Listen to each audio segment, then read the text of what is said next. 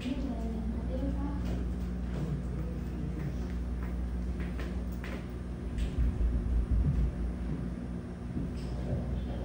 the highest place of honor, thanksgiving, power, and glory belongs to Jesus. So, Lord, pagkakaan ng mga Diyos ngayon, may ibigay sa mga Diyos, o may ibigay sa mga Diyos sa mga Diyos na talagang na luganan, o yapingan kay Diyos na, o ibalik ka din para na magaling mga siglang niya sa mga Diyos.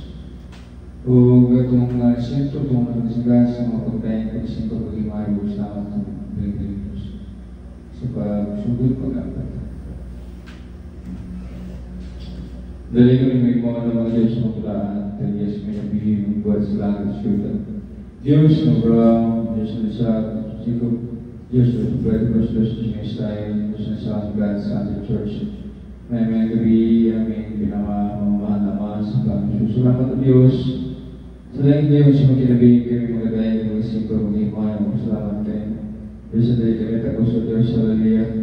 Tinagay mo kayo magkabanan, hallelujah, the singko na dikonan sa mga pagdaya ng singko, mag-imayan, mag-salamat kayo. O sa Diyos, hallelujah, tinagay mo ikaw magpamuna ka na ako sa mga pag-singko karoon kanyang bugat, manahan mo po kami, kami. O bigay sa pagsugod ng Diyos, sa joyful song, solemn song, hallelujah, hallelujah. Sa Bible study ko din sa Mugoli, sa verse mo kanakanan ito sa closing prayer, tinawag nga, yung kaming bubuan sa mga pasensya o kilugan sa mga Espiritu Diyos. O kung ang magbabaghat lang po sa kawin sa taliwala Diyos, o ikaw sa Diyos magpapaayon sa mga sakit kulatian, kasulat sa mga problema sa sakit kulatian. Nanganggalang diapit sa sarili keselamatan, nama madawan sa mga pangalan ng Jesus. All the highest praise, honor, thanksgiving, power, and glory belong to Jesus. In the name of Jesus we pray. Amen. Praise the Lord. Hallelujah, Biblia Mami, siya ang mag-lead sa praise and worship.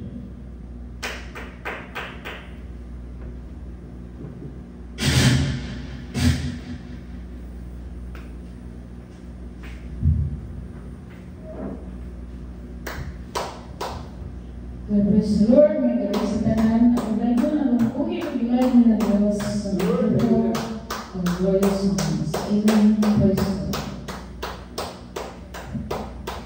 Standing on the promises of God like He, through eternal ages let His praises ring. Glory in the highest, I will shout and sing. Standing on the promises of promises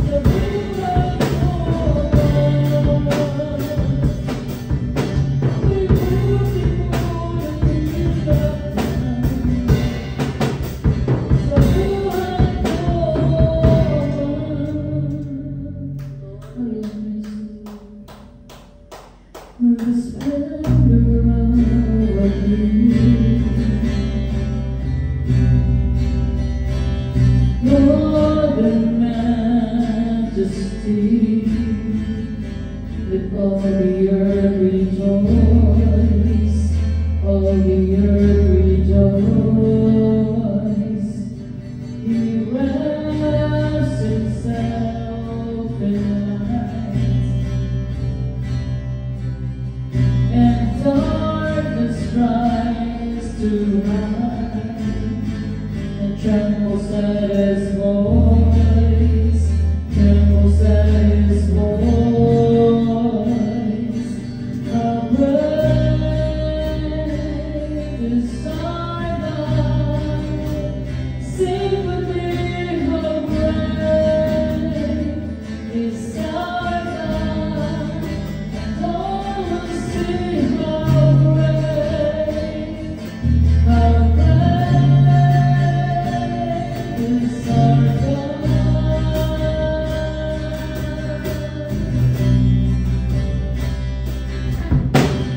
Age to age stand,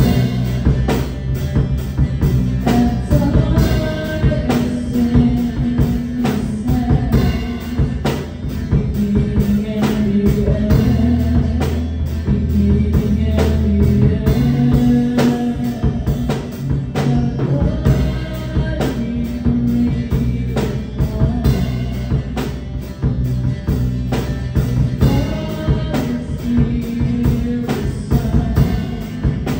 the lion and the lamb, the lion and the lamb. How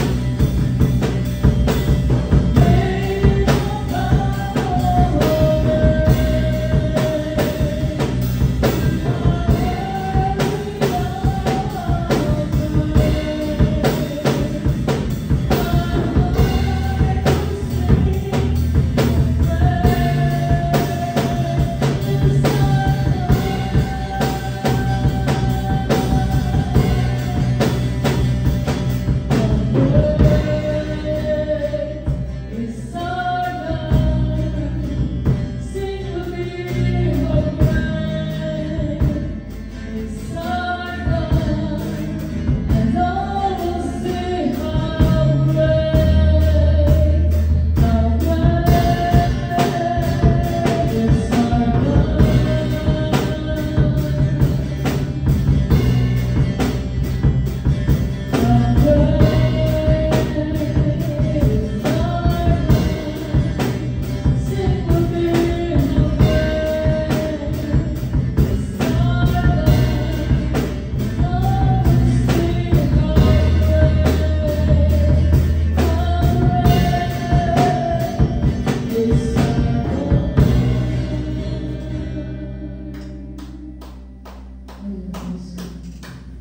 above all powers, above all kings, above all nature and all created things, above all wisdom and all the ways of man, you were here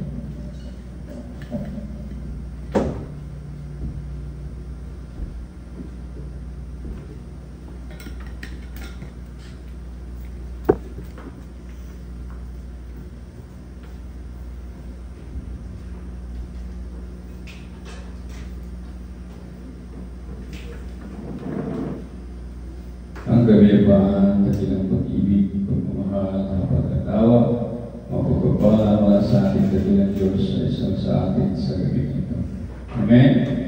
Share the word. Palapagan natin ang ating birthday Diyos.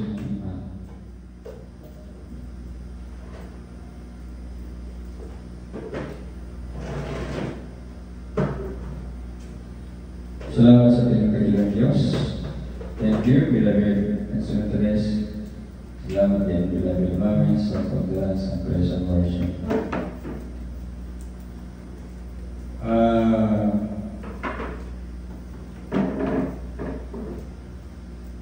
Bago natin na pag-usapan ang unang Juan, Kapitulo 3, versikulo 1 hanggang 10. Mag-update muna tayo sa mga pangyayari sa ating paligid, no? Sa mga bansa. No?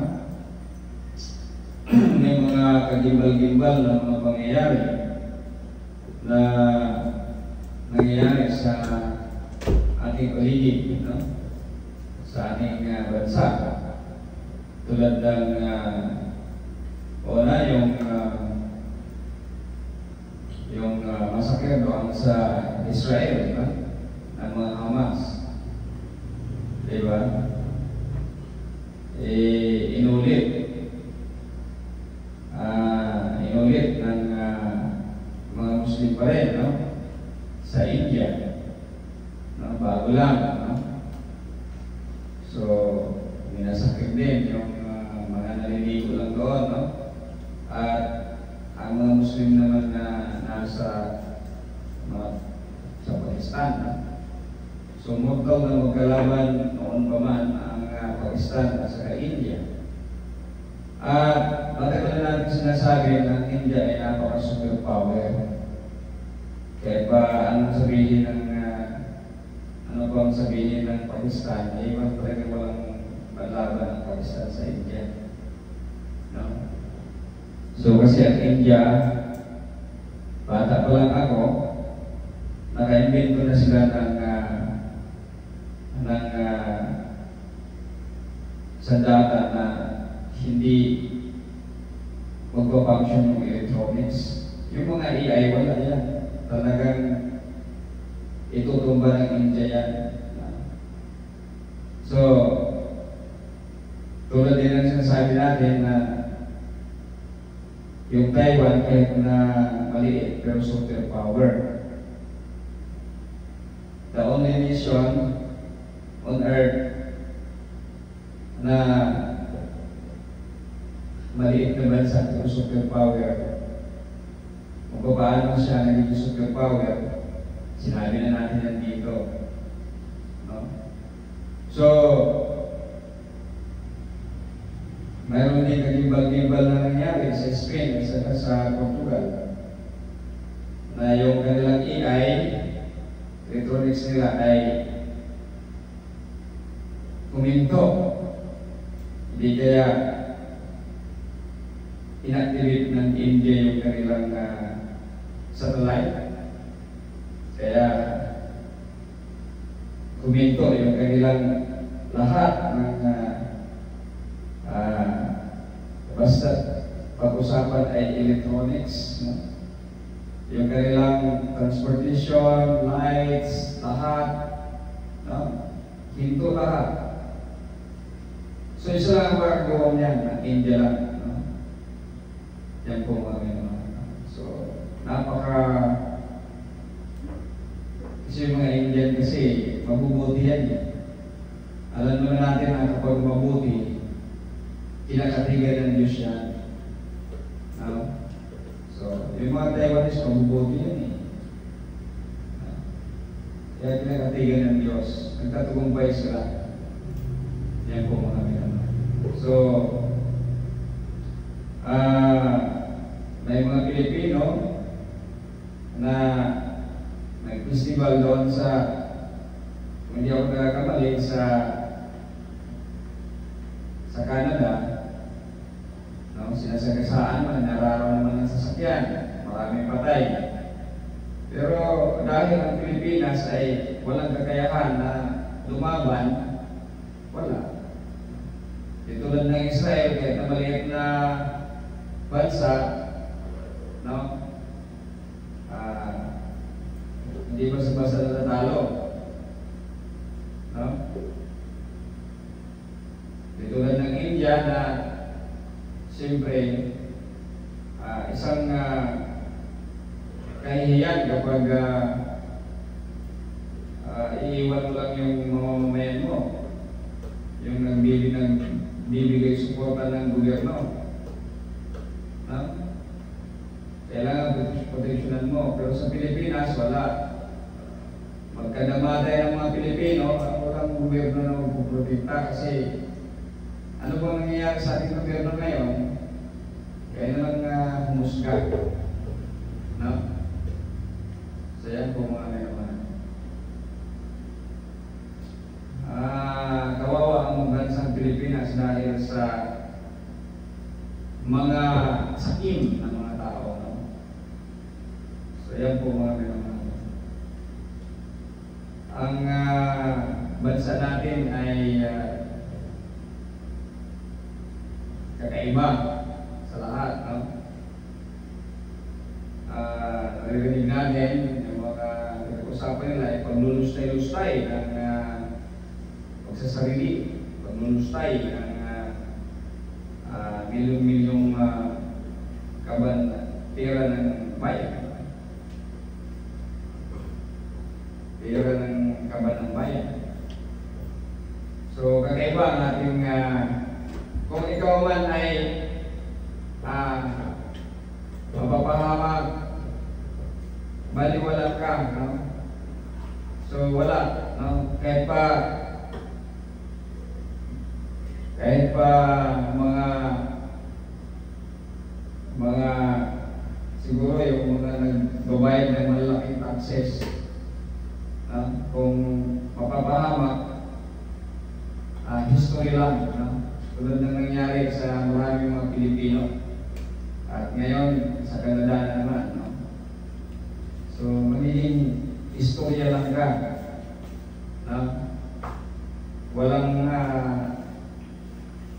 gobyerno na tulad ng India at saka ng Israel na talagang ipagtatanggol ka. No? So yun yung kaibahan sa atin, no? Sa ibang mga bansa. No?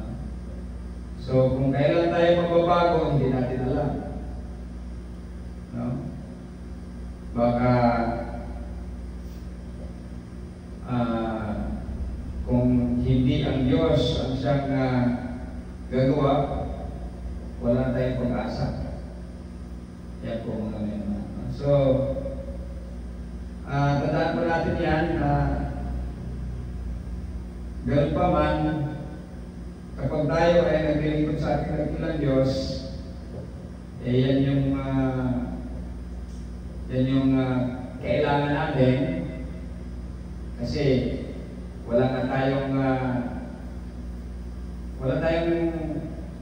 hindi tayo tulad ng India ay pagtatanggol. Hindi tayo tulad ng Israel ay pagtatanggol. So, sino magtatanggol sa atin? Ang kataas-taas ng Diyos, walang iba. Kaya, mapalad tayo na hindi tayo iniwanan ng Diyos kasi kapag iwanan tayo ng Diyos, walang magtatanggol sa atin. Ang Diyos lang magtatanggol sa atin.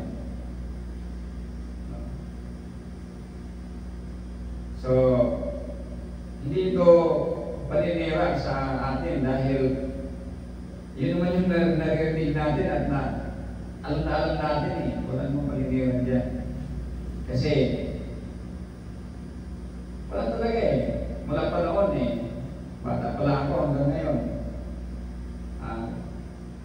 Diba yung nangyari sa West Philippine Sea na naputulan na may naputulan na, may diba, sinisira na yung barko, wala. No? Kasi anong meron tayo?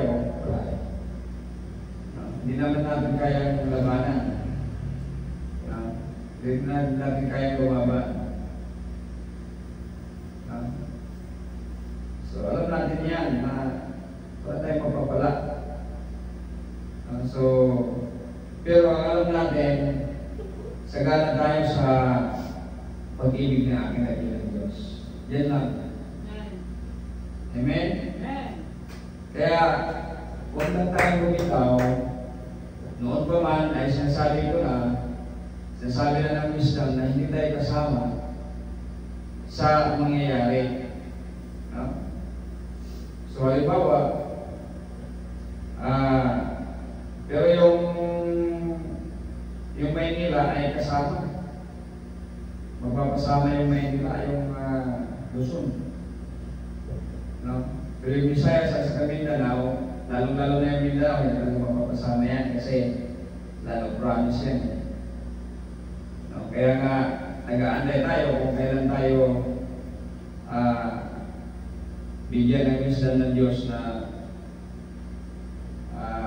mag-transfer na sa Mindanao. Wala pa naman. So, yan po mga minamahal. So, kaya sinasabi natin sa Bukong Bisaya, tayo ay bubukog papasalamat sa ating dakilang Diyos. Sila na iniligtas sa ating dakilang Diyos kasi sila yung katamaan ng galit ng Diyos. Yung iniligtas doon ay magpupuri sa ating dakilang Diyos. Yun yung sinasabi ng Diyos sa kanyang lingkod na si Prophet Isaiah. At yan po ay magtiunti na nangyayari.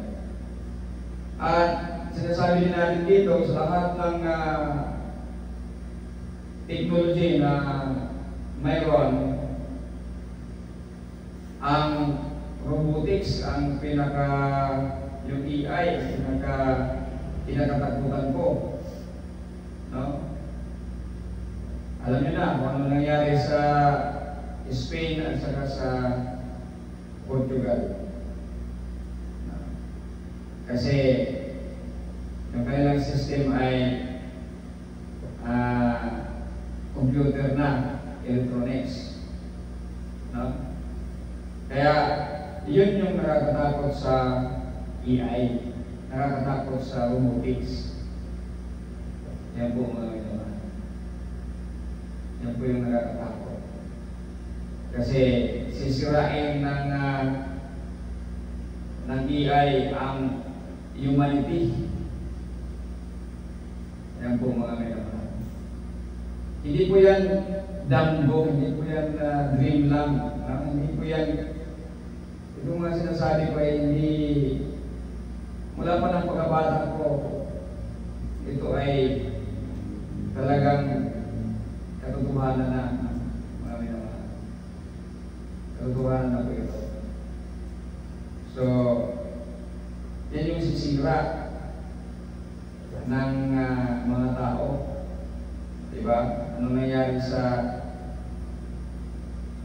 Spain at sa Portugal? Diba?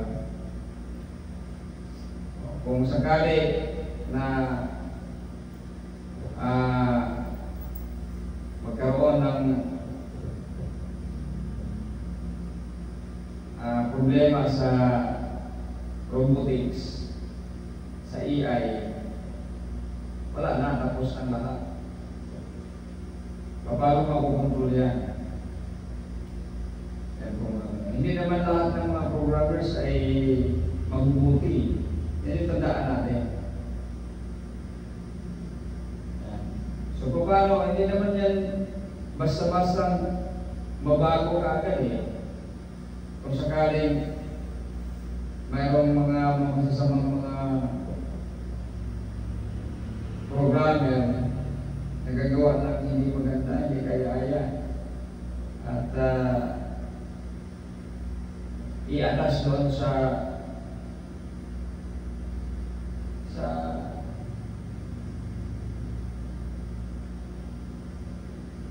mga ibang invention na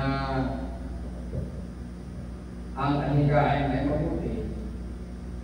Pero meron naman mga programmers na anhigaan ay masama.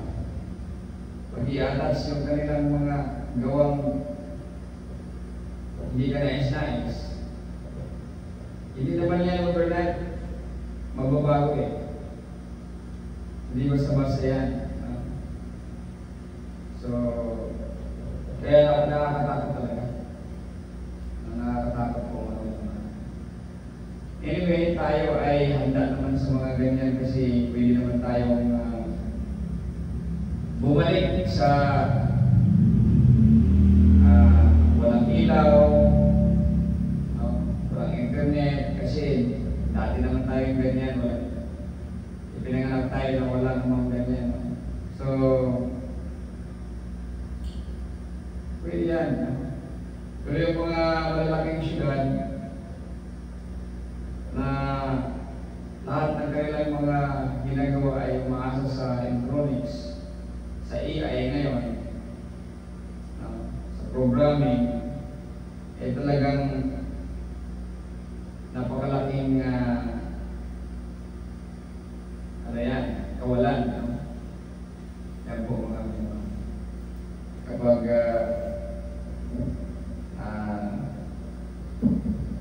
kumbaga hindi na makukontrol yung robotics or yung AI.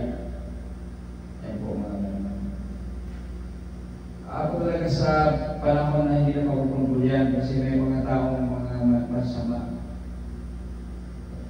Hindi naman lahat ng tao mabuti. May mga masama. Kaya pagka hindi na nakukontrol yan, ay napakadelikado na po yan. Kasi parang ang nangyayari, ang walang buhay ay bibigyan mo ng buhay dyan eh. Ang walang buhay ay bibigyan mo ng buhay. Yan yung nakakatakot dyan.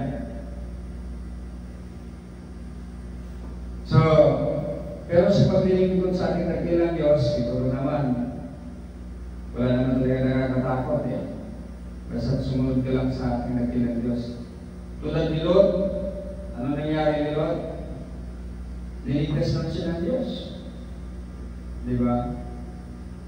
So sa ating panahon ngayon, umaasa tayo. Tulad ng mga pinag-aralan natin, sinasabi talaga kapag tayo ay naglilingkod sa ating dakilang Diyos ay ililigtas tayo. Sa mga sulat ng mga propeta, sa Book of Sipanyas, Sipanaya, sa Habakuk, sa lahat ng mga talagang ang promise ng Diyos ay ililigtas tayo. Kaya tayo naman ay naglilingkod sa ating dakilang Diyos ay hindi kailangan matakot sa mga nangyayari ngayon. Yung US at saka Houthi, pinagtatawanan yata yung US Navy, kasi sophisticated yung kanilang mga armas laban sa mga armas na mumurahin. Parang natatalo yata ang US sa mga Houthi. Yun yung mga nasa balita ngayon. So, lumalawak na masyado ang digmaan. Hindi nagkamali ang wisdom ng Diyos mula pa ng ating pinangaral ang kanyang mga salita. So, lumalawak na po ang digmaan. Lumalawak na po ang digmaan. At ngayon, biglang may sinasabi na mayroon namang biological weapon na pinakawalan, at marami ng mga daw ng mga Russian soldiers at saka yung mga lovebirds nila, kasi pag umuwi galing sa frontline, dadadala yung virus na tinira sa kanila, at nahawaan yung mga lovebirds nila. Kaya kung totoo, nagkakagulo na daw dahil sa marami ng patay dahil sa virus. Kaya po mga may naman. naging complicated na masyado ang paligid natin. So, kakaiba na at talagang yung mga sinasabi natin previously, talagang nangyayari na at lumalawak na. Kaya yung ating mga paghahanda, yung ating paghahanda, wala naman tayong ihahanda eh. Mahirap lang tayo. Kaya umaasa tayo sa ating dakilang Diyos. Meron tayong mga paghahanda sa araw na ating makakaya.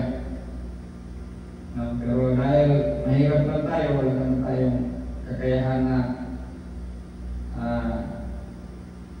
maghanda na tulad ng mga mayayaman na marami silang mga paghahanda na hindi natin kaya. Kaya umaasa lang tayo sa ating dakilang Diyos. So, tandaan natin, lagi natin sinasabi dito, ang huling araw ay mahirap. Mahirap ang kalagayan, ang pamumuhay sa huling araw. At kung titingnan natin ang social media, may larawan sa social media ngayon ang pagiging agresibo ng tao. Kaya maraming mga riot, maraming mga kanang kinulitahay, sinukmagay, naging agresibong tao. At tama din naman talaga yung Islam dahil nangyari yan pagkatapos na itinurok. Tama yung sinasabi sa Book of Daniel. Itinurok ang kasuklam-suklam, ipinasok sa laot sa katawan ng tao ang kasuklam-suklam na bagay. Kaya yun yung nangyayari ngayon. Biglang namamatay ang tao, biglang nawawala sa sarili, nababaliw. Kaya yun yung mga nagaganap ngayon na kakaiba, daming krimen, agresibo masyado, at nawawala na yung values kasi yun naman yung objective dyan eh. Sisirain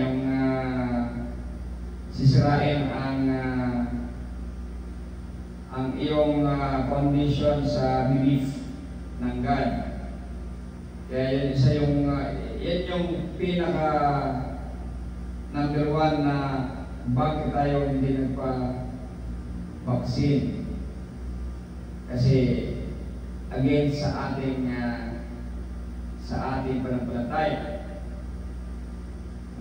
Kaya yun yung nangyayari ngayon, nagkakagulong ng buong mundo dahil dyan. At yan ay sinasabi na sa banal na aklat. Kaya malayo pa lang, pinaghanda na tayo ng Diyos dyan. Mga 10 years bago dumating yan, pinaghanda na tayo ng Diyos. So, lahat ng mga pangyayari ay pinasalamatan natin sa pinagkilan Diyos ay tayo ay iniligtas. Yan po mga so, kaya isa lang ang aking masasabi. Kapag ikaw ay nililingkod sa pinagkilan Diyos, yung promise ng Diyos na iniligtas ka sa kapahamakan ay tutuparin ng Diyos. At yun yung nangyayari. Yan po marami. So, bago tayo sa ating Bible study, ating Bible study ay unang Juan, Kapitulo 3, versikulo 1 hanggang 10. Mga anak ng Diyos, gising ko ba kayo? Kasi tuhog na mo. Ha? Sundin rin, tuhog na mo. Amen? So, nag-agree? So, lumis ninyo ang dapat inyong marinig ang ating mga sinasabi dahil ito yung laman ng o kabuuan ng ating paglilingkod sa Diyos. So, kondukto na ating paglilingkod sa Diyos at tayo ay ililigtas ng ating dahilan Diyos. So, mga anak ng Diyos, ito po, verse 1, mga anak ng Diyos, pag-isipan ninyo kung kaano kalakila ang pag-ibig ng Ama sa atin. Tinawag niya tayong mga anak niya at tunay na tayo'y mga anak niya. O, tandaan natin mga minamahal, tayo bumabasa lang, no?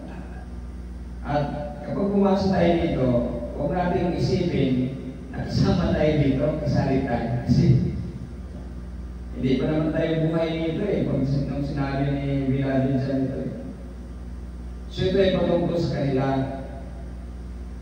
No? Hindi tayo. No?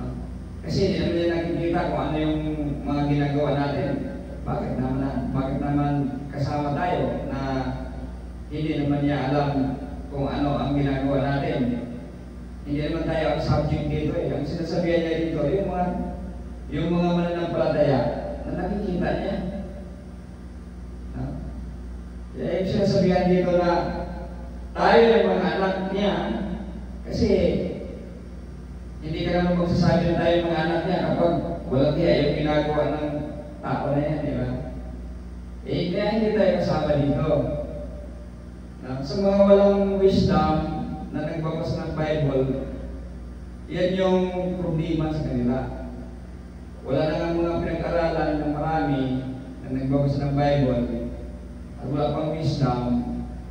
Kaya talagang ibang-iba yung kanilang turo.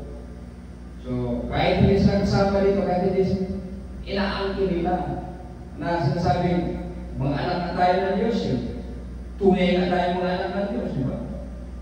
Yun yung narinig mo sa mga karal na nandiyan sa YouTube, nangamatay ng tumupan, no? Ganun yung mga pangaral nila. No? Kung bagay na-assume nila na yung sinasabihan na mga anak ng Diyos ito, tunay nga tayo mga anak ng Diyos ay kasama sila.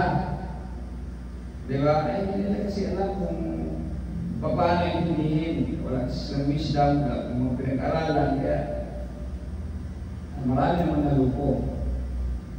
Tandaan natin mga minamahal dito, hindi tayo kasali dito. Kasi walang personal knowledge si Biladin dyan sa'yo kung ano ang ginagawa mo sa buhay mo. Kaya huwag mong isipin na ikaw ay anak din ng Diyos kasi sinabi ni Biladin dyan dito na anak ng Diyos. No? Yan po mga minamahal. Ang sinasabi dito, tayo, buhay ka na ba noon? Hindi ka pa naman buhay Yung kaibahan sa mga ngaral ng Diyos at saka hindi mga ngaral ng Diyos. Kasi yung mga hindi mga ngaral ng Diyos, talagang ipipilit nila na sila ito. Kasama sa dito, no? Hindi po tayo kilala ni Biladin dyan. Hindi po. Wala po siyang personal knowledge sa atin para sabihin natin na kasama tayo dito. Yan po mga naman. So, yung sinabihan niya rito, ayun yung mga nakikilala niya, nakikita niya. No? Na ang mga ginagawa ay sumusunod sa kalooban ng Diyos. Yan po mga naman. So, yan po atin pong itinatama yung kanilang mga pangangaral. No? So, yan po mga naman. No? At tunay na tayo ay mga anak niya. Kaya hindi tayo nakikilala ng mga tao sa mundo dahil hindi nila kilala ang Diyos. No? Hindi ito tayo sa ating time natin ngayon. Kundi sa time ni Bilagi dyan. Yan po mga mahal. Mga minamahal, mga anak na tayo ng Diyos, ngunit hindi pa naihayag kung magiging ano tayo sa hinaharap. No? So kaya nga, sila nga, si Bilibinsan nagsabi na siya na mga anak na tayo ng Diyos kasi gumagawa na tayo. Alam na natin ang paggawa ng mabuti. Lumakad na tayo ng nasa liwanag. Matuwid na tayo. No? Pero may katiyakan ba? Wala pa rin katiyakan sila. Di tulad ng mga ngarol ngayon na sinasabi sa kanilang mga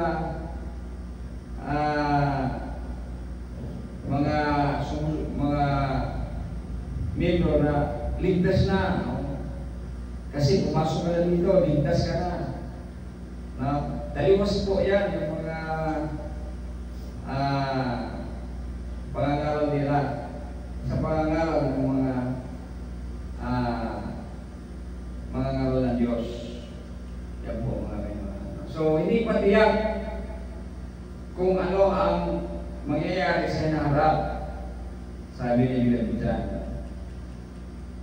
Alam natin na sa pagbabalik ni Jesus, tayo ay magiging katulad niya dahil makikita natin kung sino talaga siya. O, di ba? So, sila ito, hindi tayo lang. Hindi tayo kasali dito. Kasi nandiyan naman natin nakita si Jesus. So, anong ginagawa ni Jesus? Kasi yun yung sinusunod nila, dahil yun yung pinapalatayahan nila, hindi tayo ito. Sila ito. Yan po mga minamahal. Kaya, sabi niya talagang tayo ay magiging katulad niya dahil makikita natin kung sino talaga siya. So, na-witness nila ang buhay ng mahal na Jesus. Na-witness nila kung sino talaga ang mahal na Jesus. Na-witness nila ang banal na Espiritu, ang kapangyarihan ng Diyos sa katauhan ng mahal na Panginoon Jesus. Yan po naman naman. So, sabihin naman nila, tao lang nga ang mahal na Jesus eh. Kasi sinasabi natin tao. Yan po mga minamahal, no? So, maging katulad kasi ang mahal na Jesus nga ay model. Siya ang kaunahang naging anak ng Diyos. Siya ang nagtagumpay. Paano siya nagtagumpay sa pagsunod sa salita ng ating dakilang Diyos? Ayan po mga minamahal. Kaya sinasabi, tinatawag siyang masunuring anak. Ayan. So, maging katulad, so kung sila magpatuloy sa paglilingkod sa Diyos, no? Sundin yung kalooban ng ating dakilang Diyos, matulad sila na ano ba ang nangyari ng Panginoon Jesus? Nagtagumpay. Dahil sa tagumpay niya sa pagsunod sa salita ng kataas-taas ng Diyos ng Ama, binuhay siya muli. Siya ang pangunahang nabuhay mula sa mga patay. Yan po mga minamahal. So magiging katulad sila. So paano tayo maka-apply dyan? Siyempre kung paniwalaan mo yung mga salita dito, tulad na ating ginagawa, napakalayo natin dito, nasa Cebu tayo, pero pinapaniwalaan natin ang Diyos ng Israel. Diyos ni Father Abraham, Father ni Isaac, ni Jacob. Ganun lang po yan kasimple, Panginoon. Kung paano sila nagkaroon ng panampalataya, ganun din ang ating gagawin. Mag-a-apply ito sa atin. Yan po mga minamahal. So, ready ito tayo. sinasabihan nila din dyan dito. Sila yon yung mga unang mga naglingkod sa ating dakilang Diyos. So, maging tulad tayo nila kapag sundin din natin. No? Sundin din natin. Manampalataya din tayo. Diba? Sundin natin kalooban natin ng dakilang Diyos, sa salita ng ating dakilang Diyos. Kasi nga, yung salita ang siyang nagbibigay buhay. Yan po mga ganito. So, kaya ang sino mang may ganitong pag-asa, o yan, kaya sinasabi natin lagi, anong mayroon tayo? Pag-asa lang. Lahat naman sila si Beloved Paul, mga apostoles, disciples na nangangaral noon, sinasabi nila pag-asa mayroon. Yung pag-asa na yan, siyempre pag pag-asa pa, wala pang katiyakan yan. Kaya sinasabi dito, walang katiyakan. Hindi pa nila alam. Wala pang katiyakan. Kaya nga pag-asa pa Kaya pero sa ating panahon ngayon, napakaraming mga ngaral, napakaraming mga relihiyon ngayon, gawa-gawa ng tao na sinasabi nila na ligtas na sila. Pero dito, sa mga unang mga mananampalataya, pinapangaraw talaga nila na wala pang katiyakan. Mayroon lang tayo pag-asa. Yan. Kasi, pag sabihin mong ligtas ka na, sinungaling ka. Kaya maraming mga ngaral, maraming relihiyon ngayon, leader na relihiyon. Kasi sino bang maniniwala sa'yo kung sino bang mag-ibigol sa'yo dyan kung ganun talaga panluluko sa tao, no? Kasi pag sabihin, hindi nila ilalagay sa isip mo na ligtas na sila, ligtas ka pag punta ka rito, hindi sila magpapamembro sa'yo. Ganun naman kasimple yan Pero ang Bible ba ay nagtuturo ng magpapamembro ka ng isang relihiyon? Hindi naman Saan ka magpapamembro? Magpapamembro ka sa Panginoon. No? Ano ibig sabihin? Mananampalataya ka sa Panginoon, hindi sa mga relihiyon, sa mga leaders, sa mga pangalan ng relihiyon. Ngayon, balandra-balandra yung kanilang mga pangalan.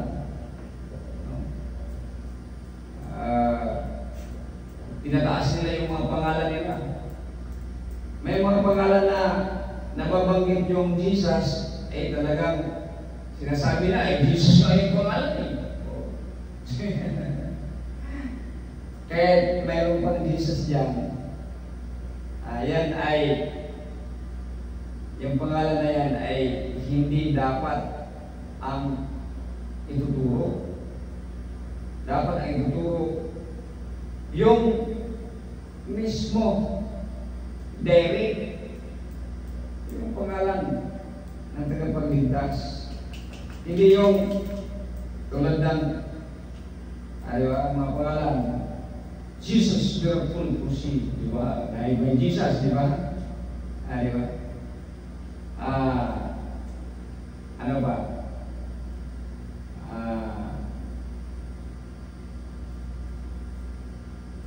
Church of Christ, di ba? May Christ, di ba? Kaya Jesus ko na mga ko na, no? Iglesia ni Cristo, di ba? May nana. So, kaya na ay pangalan, no? Dili-dili na. Isa kung saan mo pa na, dili na mao. Dili ang pangalan ng relihiyon na gawa-gawa dahil para ma-rehistro o magkaroon ng personalidad, no? Yan po mga created by law lang na siya, no? Juridical person. Wala naman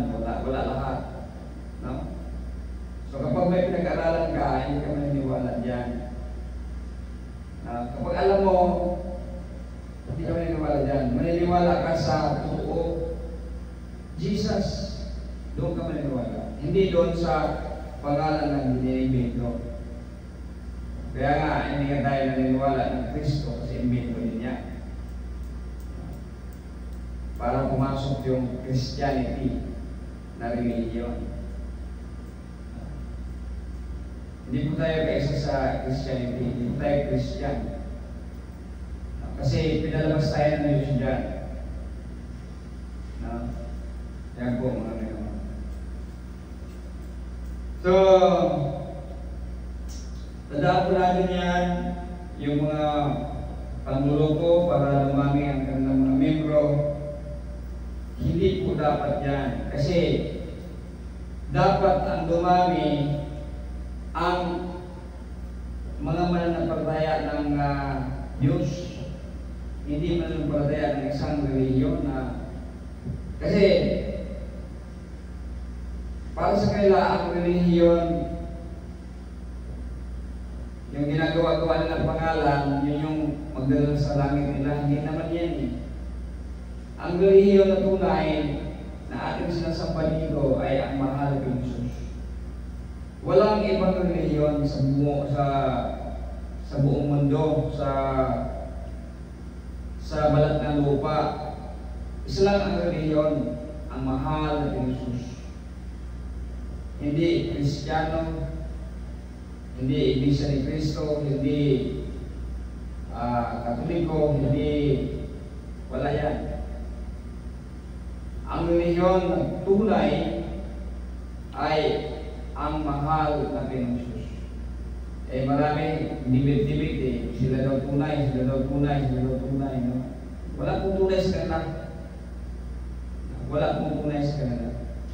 Kasi magunaw man ang mundo yung kanilang mga pangalan ng relihiyon na hindi makapagligtas sa iyo. Sino lang makapagligtas sa pangalan? Jesus. Yusuf. Kasi yan yung sinabi ng anghel, sinabi ng Diyos.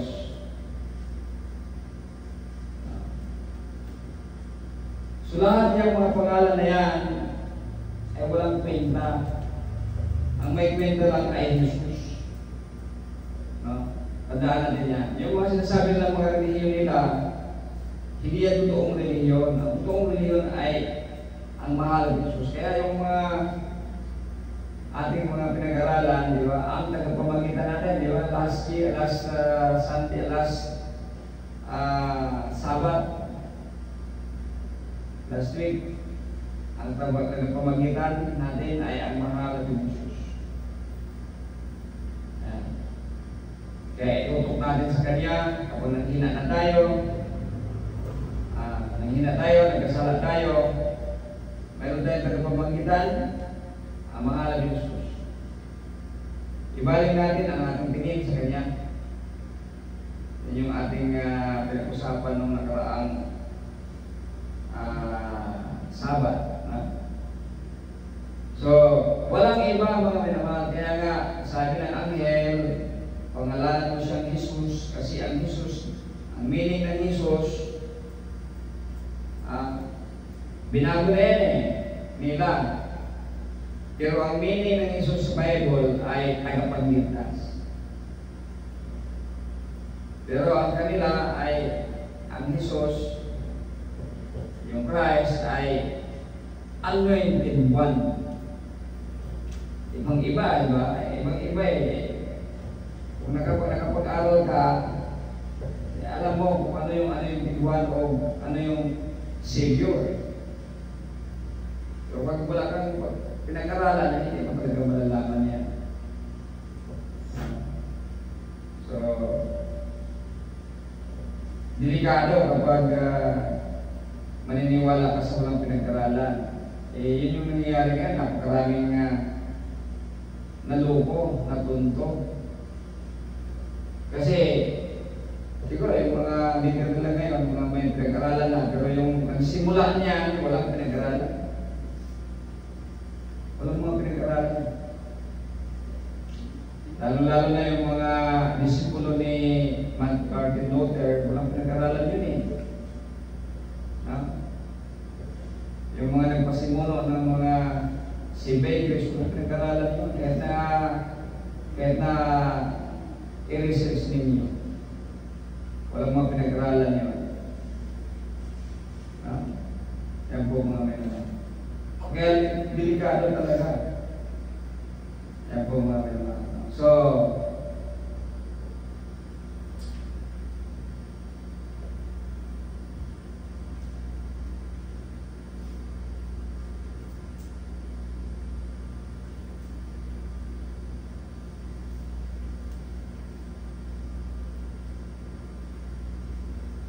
kaya ang sinumang may ganitong pag-asa kay Jesus ay dapat maging matuwid sa kanyang buhay. Tulad ng buhay ni Jesus na matuwid. Yan. Ang lahat ng nagkasala ay lumalabag sa kautusan ng Diyos dahil ang kasalanan ay paglabag sa kautusan. So, kapag hindi ka nangilin ng Sabat, paglabag ng kautusan yun, nagkakasala ka. Kapag ikaw ay nangangalunya, o sa paglabag ng Sabat, paglabag ng kautusan yun, tulad ng Sabat, kasi kautusan ng Diyos. Yan po mga mahal, no? So, tandaan po natin yan. Alam ninyong si Jesus na walang kasalanan ay naparito sa mundo upang alisin ang ating mga kasalanan. Ang sinumang nanatili kay Jesus ay hindi na nagpapatuloy sa kasalanan. Yan. So kapag ikaw ay tumatalima, nakatingin lang sa mga aral, sa salita ng mahal ni Jesus, yun yung iniisip mo, kaya hindi ka nagkakasala. No? Kaya,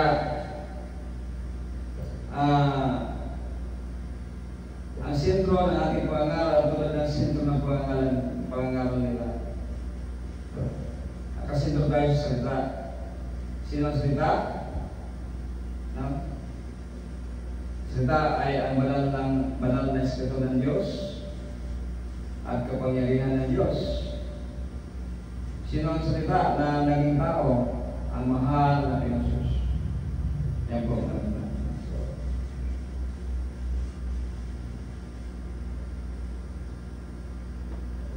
So, ang sinumang mananatili kay Jesus ay hindi na nagpapatuloy sa kasalanan.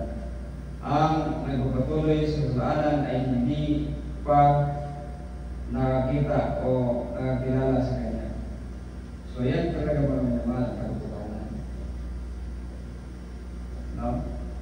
So, halos lahat ng mga reliyon sa mundong ito hindi pa nakakilala sa mahal ni Jesus. Kaya patuloy silang nagkakasala. No? Ang pagkilala ng ibang pangalan ay kasalanan. Kapag ikaw ay kumikilala ng Kristo, bawat minutos ng puso na iyong buhay ay nagkakasala ka kasi hindi yan pangalan ng mahal ni Jesus ang Kristo. Yan po naman. So, saan may babase? No?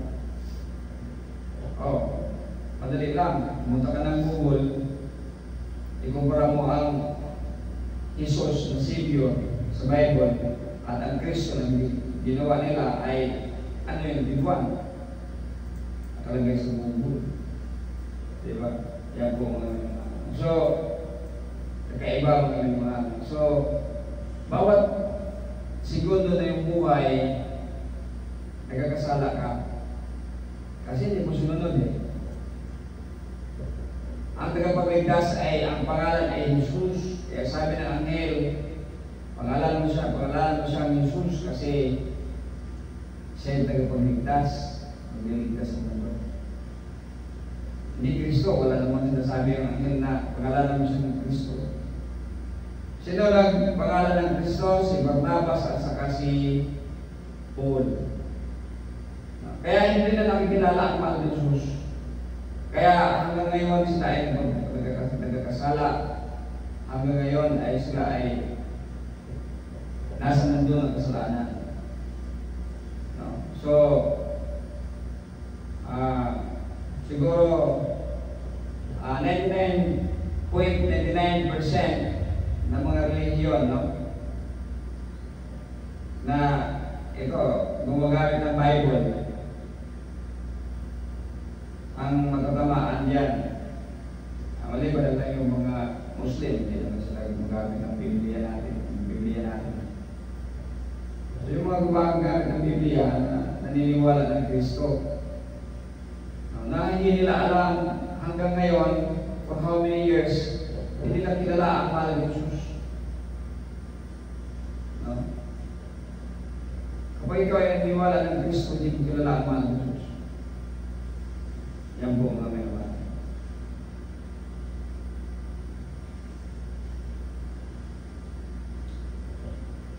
Mga anak, huwag kayong madadaya kanino man. Nadaya na eh. Nadaya na, wala nang say-say ito kasi talagang wala na. So, ang sinumang gumagawa ng tama ay matuwid, tulad ni Jesus na matuwid. Ngunit, ang nagpatuloy sa kasalanan ay kampon ng diablo. Dahil ang diablo ay gumagawa na ng kasalanan mula pa sa simula. Ito ang dahilan kung bakit naparito ang anak ng Diyos upang wasakin ang mga gawa ng diablo. Ang sinumang naging anak ng Diyos ay hindi na nagpapatuloy sa kasalanan dahil ang katangian ng Diyos ay nasa Kanya na. Yan. Kaya yun yung ating samahan dito. Sound of God's trumpet. Sound of God's trumpet. Church. Yan po mga naman. Kasi, ano sinasabi dito? Ang sinumang naging anak ng Diyos ay hindi na nagpapatuloy sa kasalanan dahil ang katangian ng Diyos ay nasa Kanya. Katangian. Kaya sound of God's trumpet. Sound of God's trumpet. Yan po mga naman. Dahil nga ang Diyos ay Kanyang Ama, hindi na siya nagpapatuloy sa kasalanan. At dito, magkikilala kung sino ang mga anak ng Diyos at kung sino ang mga anak ng Diablo. Ang lahat ng hindi gumagawa ng matuwid o hindi nagmamahal sa kanyang kapatid ay hindi anak ng Diyos. Yan po. So, kaya pinapromote natin dito, magmahalan tayo. Kasi hindi tayo pilayan ng Diyos kapag hindi tayo magmahala. Kapatid, ibig sabihin nito, hindi lang kapatid sa laman, kundi kapatid sa espiritual.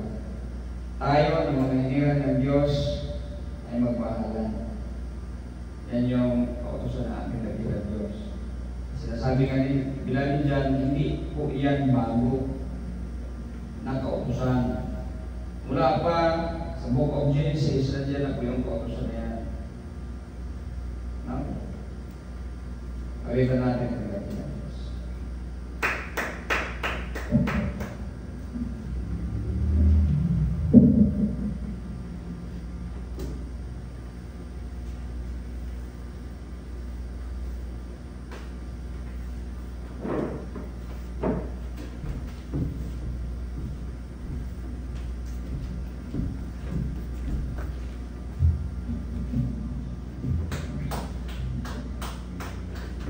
You deserve the glory and the honor. For we lift our hands in worship as we magnify your name. You deserve the glory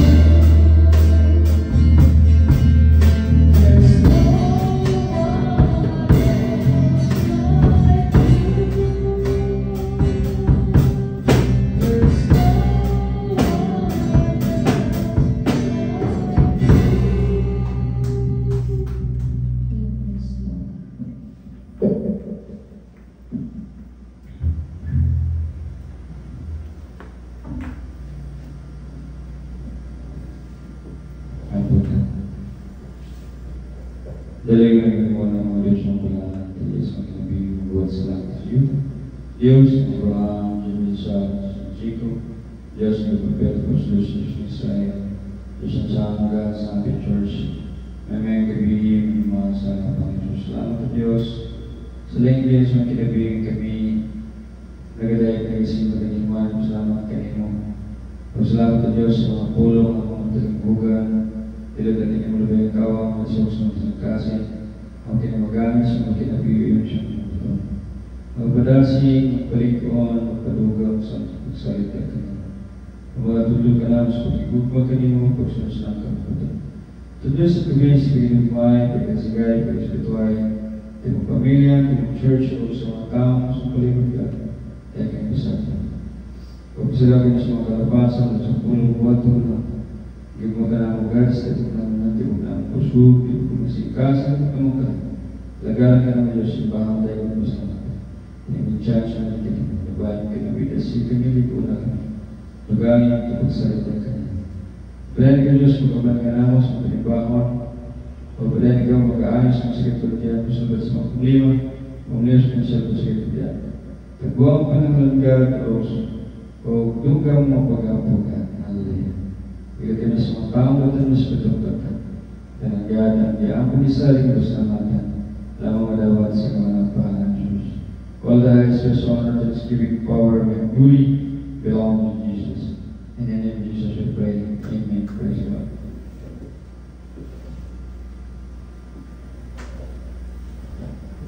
Salamat sa pagkakas. So, yun tayo sa pagbibigay namin ng verse. Atong August 11 Angel. Ano magbigay ng verse.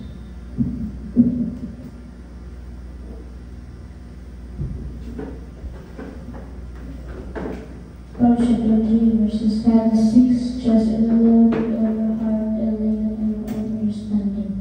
With all your ways acknowledge Him, and He will make your paths straight.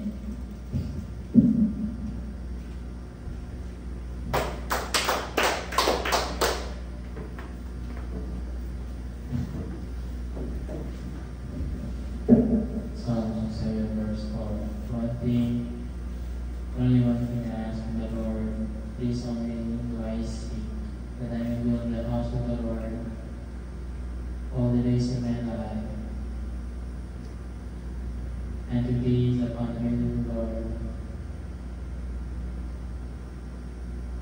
and to seek Him in His temple.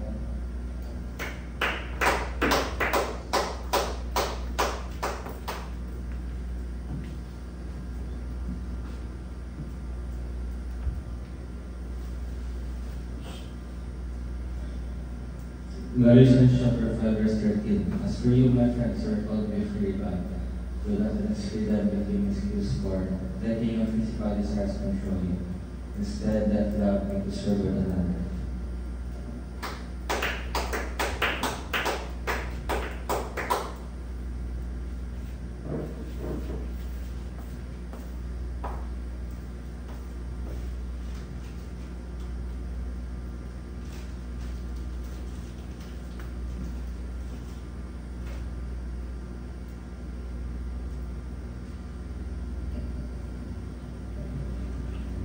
Hebrews chapter 13, verse 16.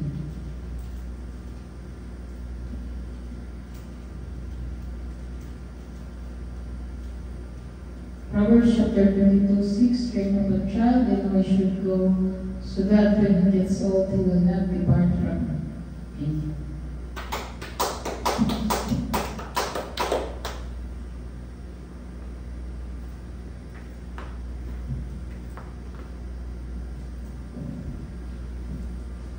Jesus said, I am the way, the truth, and the life.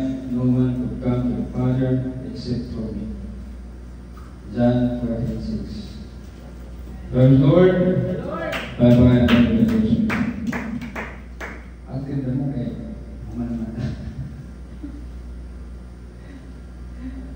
Salamat sa mga Diyos. So, salamat sa kalawag sa pagkibang karoon. Salamat sa yang good mo kalaway sa walang na lisensya o sa yung pag-arawa ganun din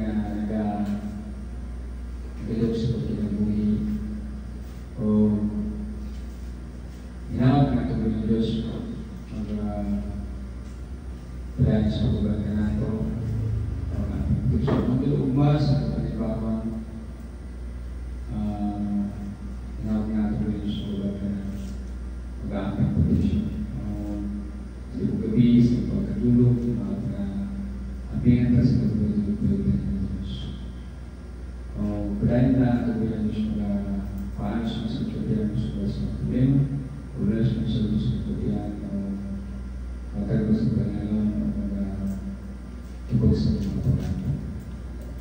O kanunay na pagpaalala, punta gabi ang bigwin sa mga pagday, ato binang magday kita mga pagpurihan natin ang kailangan Diyos sa araw-araw sa ating buhay. At least 2 hours a day na pupupuri, pasalamat, pagdakilan, parangal sa ating dakilan Diyos. Amen. Pangatag ni Beloved Iron siya ang nagawin sa close of prayer.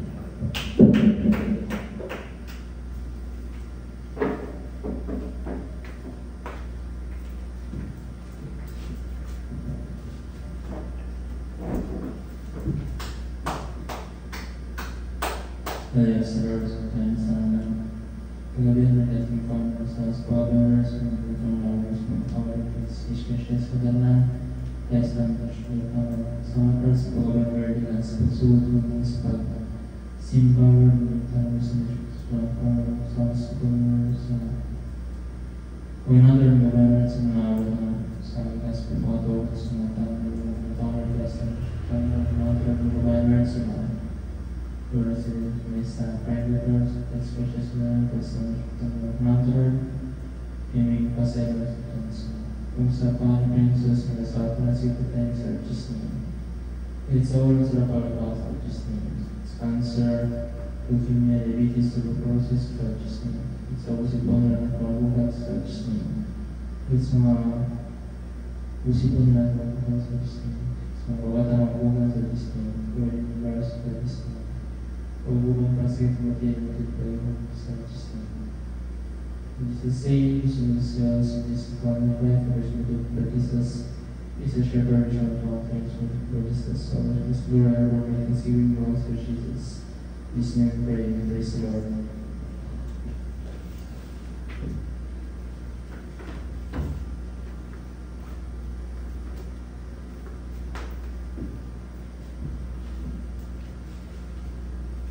Sometimes it's all for the hallelujah, hallelujah, hallelujah.